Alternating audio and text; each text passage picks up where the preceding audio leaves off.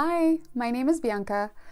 Today I want to make another sewing item, but this is going to be on theme with Halloween, and that's going to be a pumpkin bag. I went to my favorite place, Remainders Creative Reuse, and I found a couple of things to make this bag. First thing is this pattern. This is Jack-o'-lantern patch press pattern. It's a nice little Halloween bag for trick-or-treating. I also found this really adorable fabric. It sparkles! Isn't that pretty? I thought I could use this fabric and make myself a really cute sparkly pumpkin. So I'm going to get all my stuff together and get started on making this bag. This is what the pattern looks like, and I thought it looked so cute like this that I figured I'm just gonna trace this because the other page included in it were the instructions, and I'm not gonna just cut all this out, so tracing began. I have my fabric laid out, and I grab the body yaddy yaddy pattern piece, my rotary cutter, and start cutting all these pattern pieces out. And we have a wonderful little teddy bear here assisting us. So before you get started, it is required that the teddy gets cuddles, so I'm paying my dues here. Once the bear has been cuddled, we look at our instructions and realize, oh man, I need batting. And thankfully, I went to an estate sale a while ago and had some, but oh my god, why am I drinking water like this?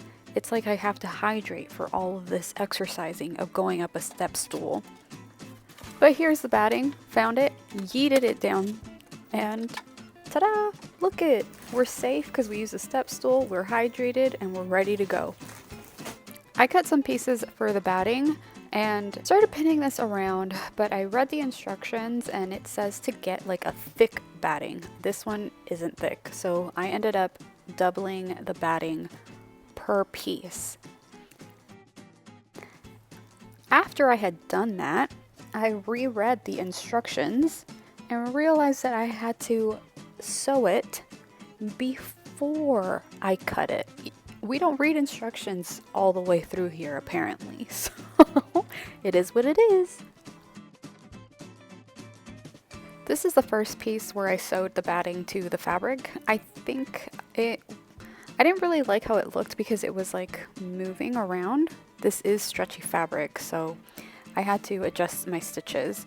But that's all right, we have to keep going. So I grab another piece, pin that right sides together, and then sew them all the way around. I finished this, and this is what it looks like, and yes, this is another day.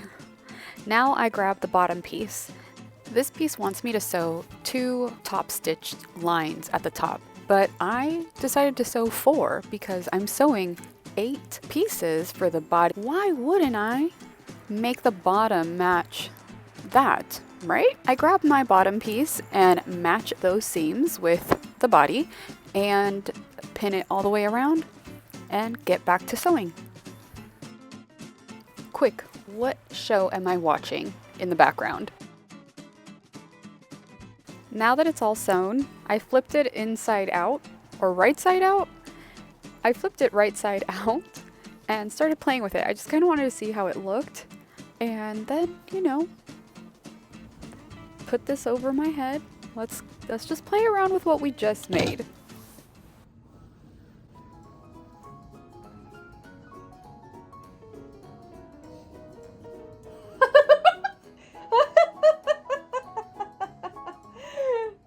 I get a kick out of this, so I gotta show my husband.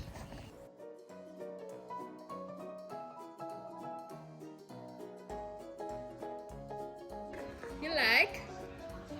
Yeah. It fits. It does fit. Hey, it's like one of those chef hats that I know. from Bob's Burger. For this part of the voiceover, I'm outside, so if you hear some noises, I'm sorry. But we're going to be working on the lining. I cut 8 pieces, and there's a little section that I have to leave open. So let's do a little bit of magic, and voila! It is all sewn up. Very similar to what we did with the outer shell. The next step is to put them right sides together and struggle a little bit because hello, then match all of the seams and take this to the machine to sew. But of course, leaving that little section open.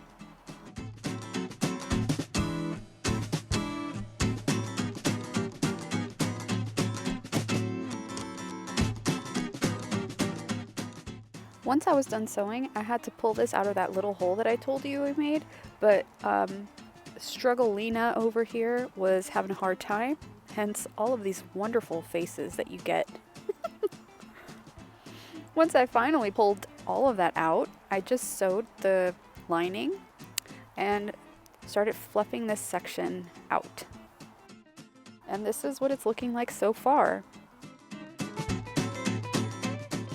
So we're getting close to the end. Right here I'm talking about this handle, which is also stuffed.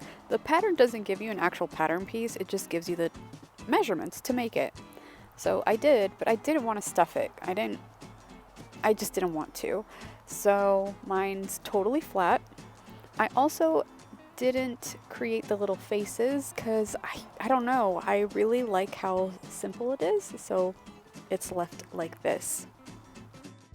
Okay, so it requests buttons, and we know that Button Pam hooked it up. So I got these really cute gold buttons that I will be using to put on my pumpkin.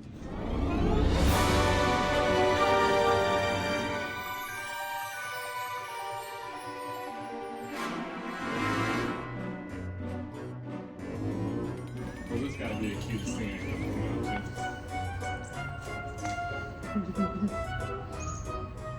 Here is the bag completed.